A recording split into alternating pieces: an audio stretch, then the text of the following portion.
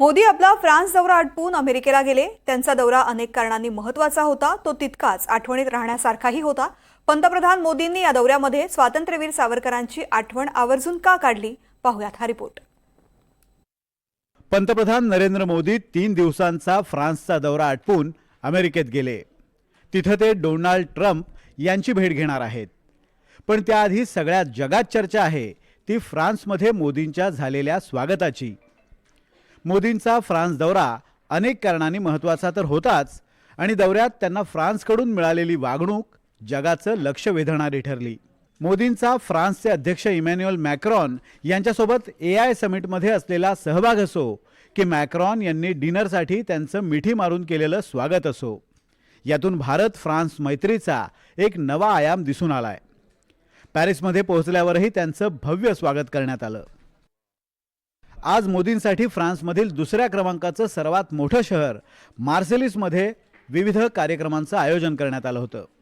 पंतप्रधान मोदी फ्रान्सचे अध्यक्ष इमॅन्युअल मॅक्रॉन यांच्यासह तिथे पोहोचले। ही जागा पहिल्या महायुद्धाशी संबंधित आहे। फ्रान्समध्ये जर्मन सैनिकांशी लढताना पहिल्या महायुद्धात सुमारे 4000 भारतीय सैनिक शहीद झाले होते। इथं 205 भारतीय सैनिकांच्या स्मृतीमध्ये एक स्मारकही बांधण्यात आलंय, ज्याला मजारग्यूस वॉर सेमेट्री म्हणून ओळखलं जातं। मोदींनी या शहीद भूमीला भेट दिल्यावर महायुद्धात शहीद झालेल्या भारतीय सैनिकांना श्रद्धांजली वाहिली। त्यानंतर त्यांनी फ्रेंच राष्ट्राध्यक्षांसोबत वाणिज्य दूतावासाचं उद्घाटन केलं। मोदींनी यावेळी सावरकरांची आठवण आवर्जून काढली।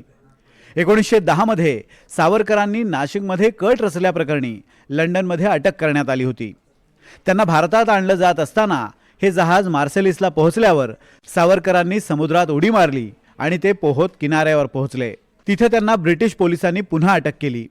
त्यावेळी फ्रेंच सरकारनं सावरकरांच्या अटकेचा निषेध केला होता, आणि याच कारणासाठी मार्सेलिस हे शहर भारतासाठी महत्त्वाचं आहे। मार्सेलिस हे फ्रान्सचं सगळ्यात मोठं दुसरं शहर आहे। नेपोलियन बोनापार्टचा जन्मही इथलाच। पहिल्या महायुद्धात ब्रिटिशांच्या बाजूने लढलेल्या भारतीय सैनिकांच्या स्मरणार्थ युद्ध स्मारकही याच शहरात आहे। सावरकरांनी 8 जुलै 1910 रोजी याच शहराजवळच्या समुद्रात जहाजातून उडी मारली।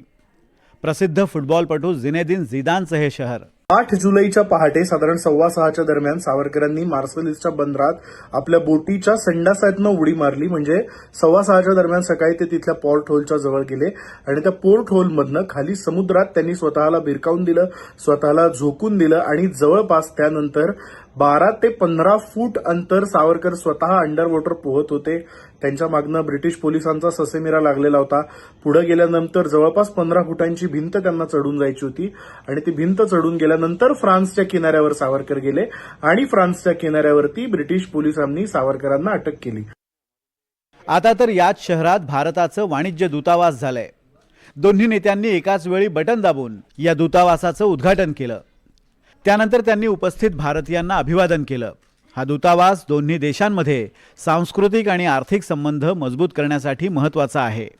त्यामुळे आता भारत फ्रान्स संबंधांचा नवीन अध्याय लिहिला जाणार आहे। या दौऱ्यात मोदी मॅक्रॉन यांच्या मैत्रीची झलक दिसून आली, तर दोन्ही देशात विविध विषयांवर झालेली सकारात्मक चर्चाही महत्त्वपूर्ण होती। Bureau report, NDTV Marathi.